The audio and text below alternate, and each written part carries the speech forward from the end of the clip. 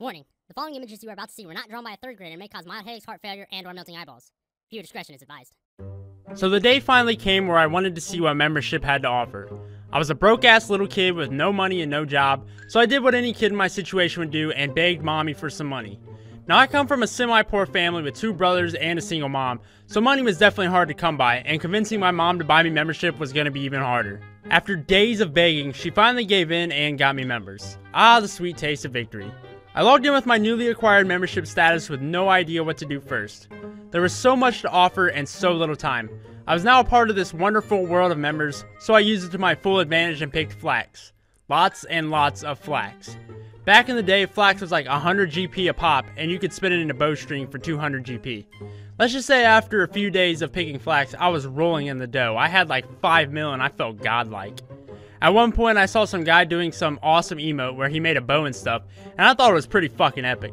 So I asked him how he did it, and he said he had 99 fletching. After seeing him do his emote and seeing his awesome cape, I wanted one for myself. So now instead of selling my bowstrings, I was going to start using them for my own use and try to get that cape. I started cutting my own logs, fletching them into bows, and instead of selling them, again with the same logic I had for iron bars, I decided to alch them for whatever reason, because I wasn't after magic XP, but it did give me instant GP. After getting about 50 fletching, I was starting to realize how long it actually took me to cut maple logs, so I decided to start buying them instead of cutting them. I would buy 1,000 maple logs at a time, pick 1,000 flax, make them into bowstrings, fletch them into bows, and then alch them. I did this until about level 70 and then I gave up. I didn't realize how long it would actually take to get 99. But soon I realized that fire making gave more XP per log than fletching did. And it was a lot less work, or at least my logic told me that it was. Since I didn't have to get all the bowstrings and alch them and whatnot, it was just buy logs and light them. At this point, I was nearing the end of my membership, and I knew my mom wasn't going to give in a second time and buy me membership again.